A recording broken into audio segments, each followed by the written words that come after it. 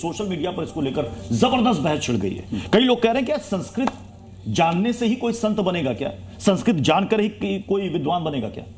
मैं बड़ा स्पष्ट कहना चाहता हूं और मुझे लगता है बहुत दुखद है। मैं रामभद्राचार्य जी को प्रणाम करता हूं, वंदनीय हैं, विद्वान हैं, लेकिन विद्वता तब नहीं नजर आती है जब कोई विद्वान अहंकार युक्त शब्दों को प्रयोग करता है। ध्यान रखिएगा, विद्वान में और संत में अगर आप विद्वता की बात करें, विद्वता भी अपने आप को सर्वश्रेष्ठ कहते हैं, तो एक शब्द कहा गया था कि तुम कहते हो पुस्तक लेखी, मैं कहता निज नयन न देखी। जो आपने पुस्तक में पढ़ा है आप उसको कह रहे हो, और प्रेमानंद जी वो कह रहे हैं जिसको उन्होंने जीवन में अनुभव किया, इस्तेमाल किया, अहंकार युक्त। यस, यानी श्री राम जगत गुरु रामभद्राचार्य ने जो कहा, मैं वाक्य में अहंकार युक्त कह रहा हूं। मैं अहंकार युक्त ही कहूंगा। और श्री रामचरितमानस गाते हैं, मुझे दुख होता है, मैंने कहा मैं सम्मान करता हूं, प्रणाम करता हूं, वंदनीय है, लेकिन मुझे दुख होता है जब आप राम को गाते हैं लेकिन श्री रामचरितमानस के उन शब्दों को पालन नहीं करते हैं। श्री रामचरितमानस में गोस्वामी जी का वक्तव्य है, अहंकार अति दुखद डमरुआ, दंभ कपट मदमान नेहरुआ। अहंकार इस दुनिया का सबसे बड़ा शत्रु है। और एक आप जैसा विद्वान जो कहता है कि मेरे संस्कृत के एक शब्द का अर्थ बता दें। अरे भाई, आप मतलब जो संस्कृत, क्या मीरा जी संस्कृत के अर्थ बताती थी क्या सबरी संस्कृत के अर्थ बताती थी क्या सती अनुसुईया संस्कृत के अर्थ बताती थी क्या कबीर जी संस्कृत के अर्थ बताते थे क्या? तो क्या इनको हम संत नहीं मान सकते हैं? हम, मुझे लगता है कि जो राजकुमार शास्त्री जी, वो यहां पर आचार्य राज मिश्रा ने कहा कि अहंकार युक्त शब्दों का इस्तेमाल किया है जगत गुरु ने। ऐसा नहीं करना चाहिए था। नहीं, देखिए ऐसा है कि रामभद्राचार्य जी ने अहंकार, इसमें कोई अहंकार वाली बात नहीं है। रामभद्राचार्य जी ने ये कहा कि प्रेमानंद जी के संतत्व पर उन्होंने कोई ऐसी बात नहीं करी।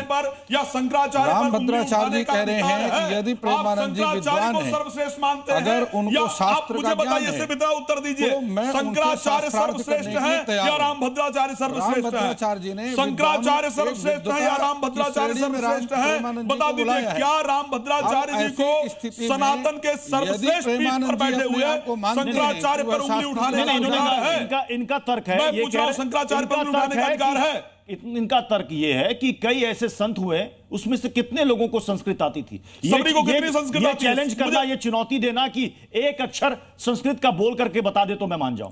नहीं, देखिए, हम शास्त्र शब्द की रामभद्राचार्य जी ने बात कही। हाँ। और शास्त्र, क्या अगर वो शास्त्र नहीं एक मिनट, शास्त्र जो है, अगर वो शास्त्र कोई नहीं जानता है तो संत नहीं हो सकता? सबरी शास्त्र नहीं जानती तो क्या संत नहीं हो सकती? मैं तुझे पूछ रहा हूं, राजकुमार शास्त्री, मैं जस्ट पूछ रहा हूं राजकुमार शास्त्री जी से। राजकुमार शास्त्री जी सुन लीजिए, श्री रामचरितमानस की चौपाई बता रहा हूं और आप रामभद्राचार्य जी को डिफेंड नहीं कर पाएंगे, ये मैं कह रहा हूं। निज गुण श्रवण सुनत सकुचाही, निज गुण श्रवण सुनत सकुचाही और पर गुण श्रवण अधिकार साही। ये श्री रामचरितमानस कहता है। मैं तो कह रहा हूं रामभद्राचार्य जी कथा बात नहीं है। अगर वो प्रेमानंद जी का विरोध कर रहे हैं तो शायद वो राम कथा कर ही नहीं रहे हैं, शायद वो श्री रामचरितमानस को फॉलो ही नहीं कर रहे हैं। और शास्त्र की बात कहेंगे तो शास्त्र का मतलब ही संस्कृत है। तो क्या मतलब जो संस्कृत नहीं जानता है वो परमात्मा को प्राप्त नहीं है? संस्कृत नहीं जानता है परमात्मा को प्राप्त नहीं कर सकता है। श्री रामचरितमानस के सुंदरकांड में भगवान राम ने कहा, निर्भर मन जन सो मोहि पावा, मोहि कपट चल सिद्ध भावा। भगवान ने तो कहीं नहीं कह दिया कि मुझे संस्कृत चाहिए, भगवान ने तो नहीं कह दिया ना। तो सबसे पहले तो ये बताइए कि अगर संस्कृत कोई नहीं जानता है तो परमात्मा को प्राप्त नहीं कर सकता है? नहीं जानते। राजकुमार शास्त्री जी उत्तर तो दीजिए। उन्होंने तो आवाहन किया शास्त्रार्थ के लिए। राजकुमार शास्त्री जी, मैं तो उत्तर मांग रहा हूं। कर ले, सबरी परमात्मा को प्राप्त नहीं कर रहे हैं। भक्ति के आचार्य हैं और रामभद्राचार्य जी कह रहे हैं उनको मान। जी न्यूज़।